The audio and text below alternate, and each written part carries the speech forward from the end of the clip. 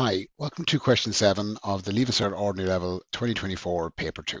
Okay, so it's a long question. If you want access to these notes, just send an email to shanetroy@gmail.com. Like and subscribe to get access to more videos. Okay, so we'll move on. And this is kind of rejigged it from the exam paper. A lot of text here. A company was interested in investigating the fitness of its employees. The table below shows the heart rates of 10 employees measured before and after exercise. Their heart rates are measured in beats per minute. So see here, you've got 1, 2, 3, 4, 5, 6, 7, 8, 9, 10 employees, and you got their heart rates below before exercise and their heart rates after exercise. And I think in all cases they're higher, which is what you'd expect. Then part 1 says, and it's worth 10 marks, complete the back-to-back stem and leaf plots below to show this information. 2 values are already filled in. So for the before exercise, the 6, 0, so this one is filled in, and the 7, 1, this one is filled in. And the way a stem and leaf plot works is the tens, so 60s, 70s, 80s, 90s, 100s, and 110s are kind of done on the stem, and we have the leaves coming off. Okay, now these data are not in organized increasing size, so we have to be careful. And let's go into the answer. Okay, we have the 60s already filled in, and we have 65, so 6 and 5, then 67, 6 and 7, 68, okay, so 6 and 8. Then we go up to the 70s. There is a 70, there is a 76, there is a 77, and then the 80s, there's an 83, an 88, and an 89. And that should be 10 pieces of data. So 1, 2, 3, 4, 5, 6, 7, 8, 9, 10. Now we do the exact same thing with the after exercise. There's a 7, 1 that we were given, then a 7, 9, okay, then an 81, 8 and 1, 83, 8 and 3, 87, the end there, then a 91 and 9 and 1, okay, then the 102 is here, 108 is here, then we have 113, and then 118 to give the last. There should be 10 pieces of data there. 1, 2, 3, 5, 6, 7, 8, 9, 10. All the data is accounted for. Now, part 2 then says work out the mean and standard deviation of the heart rate after exercise. Give your answer correct to 1 decimal place. So I've focused in here on the after exercise data. Now the mean, it's a simple list of data, so we're just going to add all the data and divide by the number of data points. Okay. Now in the math tables, they'll give the formula sigma x over n. Okay. Sigma means add, x is the data, and then the n is the number of data points. So I've just added them all together. Okay. Divided by the 10 piece of data. And when I put that through the calculator, I got 93.3. Now, standard deviation, my calculator is an emulator. It's not a Casio model that people will have. To get standard deviation, it's just, there is the formula you can use. It's kind of convoluted, okay? But what most people do is they just use their calculator. If you don't know how to do it, like the standard deviation formula is in the maths tables, I'd suggest writing it on the page and trying to put some data in. But again, it's mostly presented now as something you'd use the calculator for. Now, part 3 then says, based on your stem and leaf plot, how has the standard deviation changed following exercise? Give a reason for your answer. Now, standard deviation is all about spread, okay, which is effectively the range. Okay, and you see here, the first one is between 60 and 89, which is, a spread of like 29. Whereas with this other data, the 71 and 118, there's just a much larger spread. So we'd expect the standard deviation to have increased following exercise. Okay. The reason is that the heart rate after exercise has a larger spread, and standard deviation is a measure of spread, so therefore should have a larger value.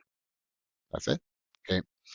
Now, correlation coefficient, I generally have a tendency to get these things not wrong, but I generally underestimate it for some unknown reason. You see the data for heart rate after exercise is plotted on a graph. Okay. Now, correlation is focusing in on how close the data is. If it's going down, it's negative. Okay. -1 correlation is a perfect negative correlation. I'll be going down, and literally the dots will be literally almost in a straight line. Okay. Now 0 is no correlation. Everything is so spread out. This kind of looks fairly spread out. So it's a positive correlation because it's going up. And I'd always go like, they're fairly far apart. And I have a tendency to go 0.3. The answer is actually 0.9. Okay. because they're fairly close together. They're going in a generally straight line all the way through. So I know the mistake I make here, so I kind of account for it. So I'll just read out what I wrote in as the answer.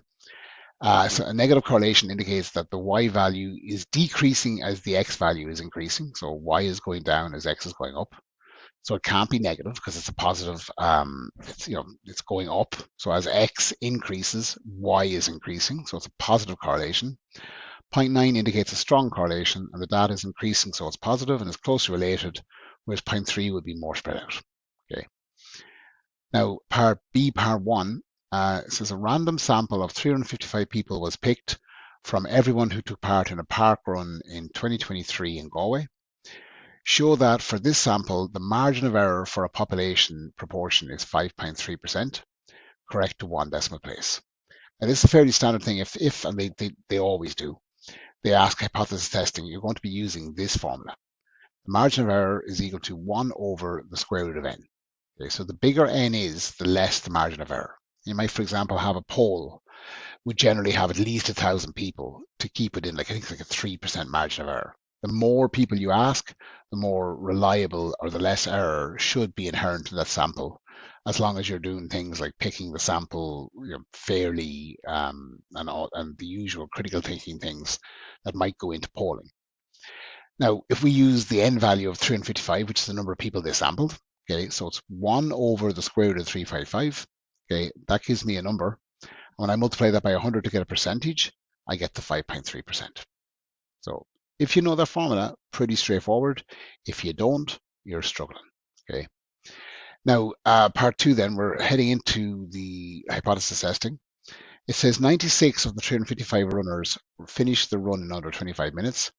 Work out the percentage of runners in this sample who finished the park run in under 25 minutes.